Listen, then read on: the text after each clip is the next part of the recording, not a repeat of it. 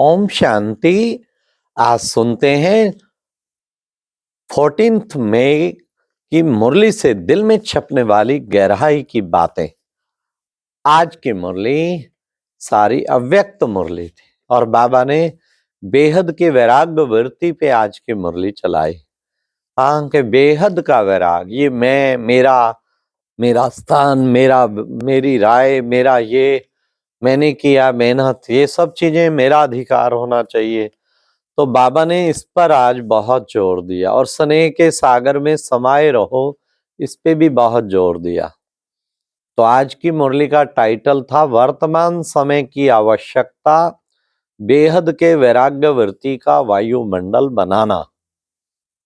तो बाबा ने आज सबसे पहले तो बाबा ने कहा स्नेह के सागर बाप, स्नेह का सागर बाप अपने स्नेह में समाये हुए बच्चों को देख रहे हैं। और फिर बाबा ने कहा पहली स्टेज है क्या, प्राप्ति होना। ये ईश्वरीय स्नेह आप बच्चों के सिवाय किसी और को प्राप्त नहीं हो सकता। फिर बाबा ने कहा पहली स्टेज तो है प्राप्ति होना और दूसरी स्टेज है उस प्राप्ति में खो जाना।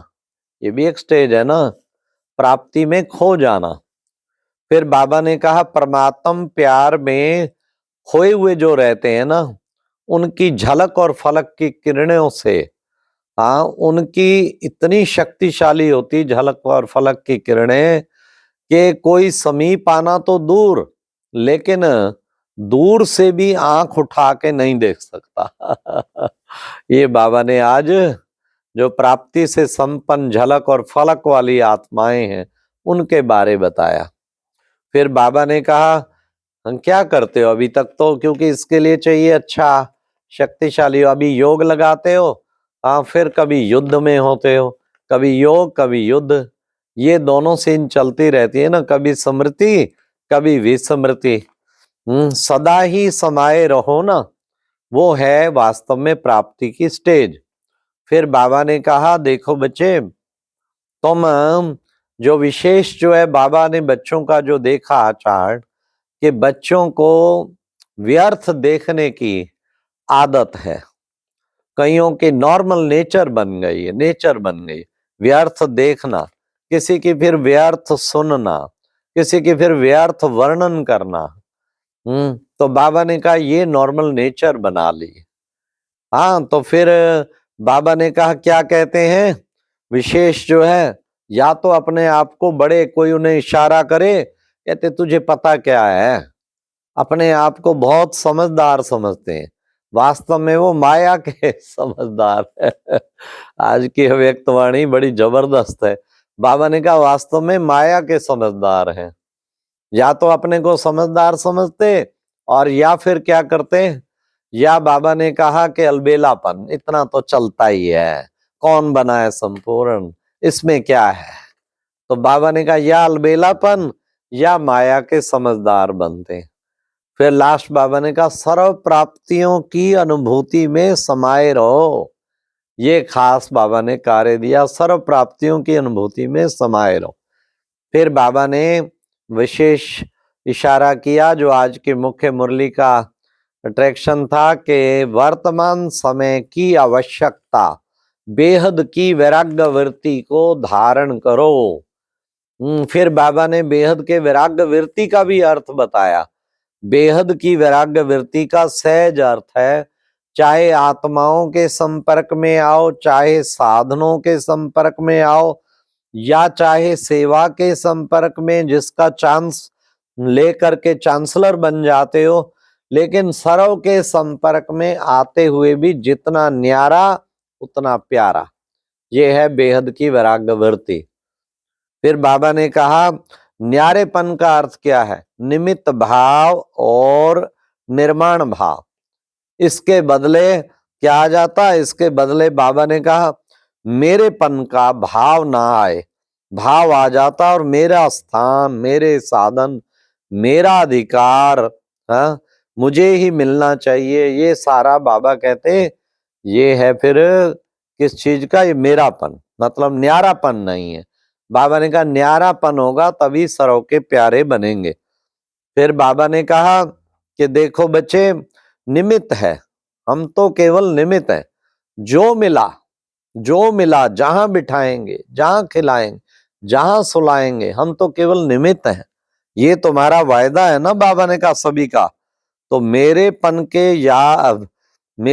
के भाव का वैराग ये जरूरी है। जहां बिठाओ, जहां खिलाओ, जहां सुलाओ, चांस दो या ना दो, मिला हुआ चांस चाहे ले लो, ये ऐसी स्टेज होनी चाहिए बाबा, जहां बिठाओ, जहां खिलाओ, जहां। तो इसको बाबा ने कहा अच्छा वो करो। फिर बाबा ने कहा नए नए प्रकार का मेरापन जो है ना, वो भी माया लाती रहती है। छोटे छोटे मेरेपन का वैराग भी कई प्रकार के पैदा हो रहे हैं। हाँ, बाबा ने कहा छोटे छोटे मेरेपन भी पैदा हो रहे, नए नए प्रकार का भी मेरापन, इन सब से वैराग्य चाहिए। चेक करें सूक्ष्म क्या है, छोटे से छोटा वैराग्य, छोटे से छोटा मेरापन, और क्या है बड़े सूक्ष्म नए नए प्रकार का मेरापन। तो बाबा ने कहा इन दोनों से वैराग्य आना चाहिए। फिर बाबा ने कहा समय की समीपता का वैराग है बेहद की वैराग्य वृत्ति। समझा, ये है सबसे इंपॉर्टेंट, बेहद की वैराग्य वृत्ति, उसको हमें धारण करना है। बाबा ने कहा मानना है तेरा और बन जाता है मेरा, ये नहीं होना चाहिए। दूसरे के जज बन जाते हैं और खुद के, बाबा ने कहा, वकील बन जाते हैं। और बाबा ने कहा खुद को जज करने की पावर बढ़ानी है, खुद को जज नहीं कर पाते हैं। जज दूसरों को, ऐसा करना चाहिए, ये होना चाहिए, ये होना, और खुद के वकील ऐसे ऐसे प्रमाण देंगे, गलत को ठीक, ठीक को गलत सिद्ध कर देंगे। तो ये बाबा ने कहा, इसलिए बच्चे बहुत ध्यान रखना है। और खास बाबा ने कहा कि अच्छा बच्चे ये बताओ तुम्हारा स्लोगन क्या है। स्लोगन है स्व परिवर्तन से विश्व परिवर्तन। अपना जज करना है, सबके दिमाग में है, होना चाहिए, करना चाहिए, कैसे होगा ना, अपना जज बनना है। फिर आज बाबा ने स्नेह पर भी बहुत कहा कि स्नेह ने बाबा को अव्यक्त से व्यक्त बना दिया। आपका स्नेह ही खींच के लाया, स्नेह में मोहब्बत नहीं लगती। हाँ, बाबा ने कहा तुमने तो फिर खास बहुत रश था मधुबन में इस मुरली में, तो बाबा फिर कईयों को नीचे फर्श पे ही गद्दा डाल के सुलाया, बेड नहीं मिला, तो बाबा ने कहा कम से कम 3 पैर भूमि तो मिला, पटराजा पटरानी तो बन गए, king of queen of lords. बाबा ने कहा पटराजा पटरानी तो बनाया। हाँ, तुमने तो कहा था चरणों में मेरे को दे दो, लेकिन चरणों की बजाय आप सबको विश्व महाराजा विश्व महारानी बना रहे हैं। तो कितना सुंदर बाबा ने कहा कम से कम भगवान के घर में जगह तो मिल गई। फिर बाबा ने टीचर्स को भी कहा, टीचर्स बेहद की वैराग्यवर्ती को क्या करेंगे। हाँ, बाबा ने कहा टीचर्स बेहद की वैराग्यवर्ती का वायुमंडल बनाने में टाइट रहना, हल्के नहीं होना, उसमें टाइट रहना है। फिर बाबा ने कहा आज्ञाकारी बनने का, हाँ जी करने का, ये पाठ तो पक्का कर लिया है। सेवा में बेहद की वैराग्यवृत्ति और अन्य आत्माओं को बाबा ने कहा समीप लाएगी। हाँ, बाबा ने कहा वाणी की सेवा से भी ये सेवा अन्य आत्माओं को समीप लाएगी। मुख की सेवा संपर्क में लाती है और वृत्ति से वायुमंडल की सेवा जो है वो सभी को समीप लाती, बहुत निकट ले आती है। तो ये बाबा ने कहा धारण करना है। फिर बाबा ने डबल विदेशियों को भी कहा कि बच्चे इंटरनेशनल ब्राह्मण परिवार हो गया ना, सदा क्या कहते हैं, क्या फैशन है फॉरेन में, हाथ में हाथ लेके चलना। तो बाबा ने कहा सदा हाथ में हाथ है और साथ है। विदेश का फैशन है ना हाथ में हाथ देना, इसलिए सदा बाप के हाथ में हाथ मिला के चलना।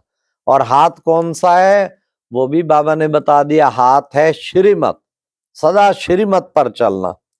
जो सदा साथ रहने वाले और श्रीमत पर चलने वाले हैं, बाबा ने कहा वो छिपे नहीं रह सकते। हाँ, तो सदा साथ रहने वाले और श्रीमत के हाथ में हाथ देकर चलने वाले, जिसका साथी बाप है, जिसका हाथ बाप के हाथ में है, वो सदा ही निश्चिंत और बेफिक्र बादशाह है।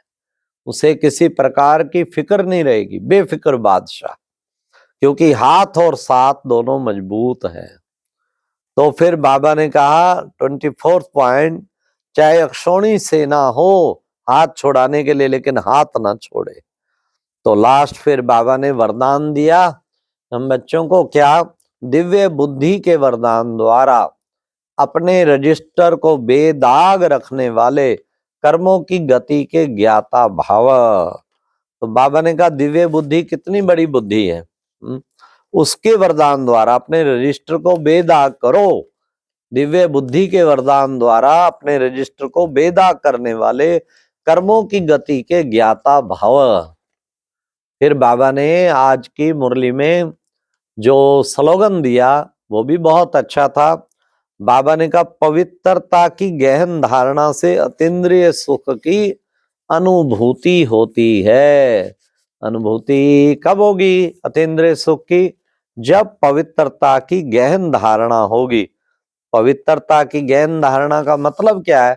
मतलब उसकी प्रैक्टिस के लिए भाई भाई की दृष्टि, शरीर को देखे ही ना, देखते अनदेखा, मैं आत्मा हूं, ये आत्मा है, आपस में भाई भाई है, विकार का जरा भी अंश ना हो, बड़ी शुद्ध आत्मा बन के भाई भाई की दृष्टि। तो ये है बेहद की, जो बाबा ने खास कहा पवित्रता की गहन धारणा, आत्मक दृष्टि धारण करना ही गहन धारणा है, से अतीन्द्रिय सुख की फिर अनुभूति होगी। मतलब जब भी आप आत्मा बन के दूसरे को आत्मा के रूप में देखेंगे, ऑटोमेटिकली करंट मिलेगी, पावर मिलेगी और फिर शक्तिशाली बन जाएंगे। तो ऐसा बाबा ने कहा बच्चों को सदा अभ्यास करना है, पवित्रता की गहन धारणा करके, गहन अनुभूति करके अतीन्द्रिय सुख का अनुभव भी कराना है और औरों को भी उस अनुभव में डीप लेके जाना है। अच्छा, ओम शांति। ये थी आज की मुरली से दिल में छपने वाली गहराई की बातें। ओम शांति।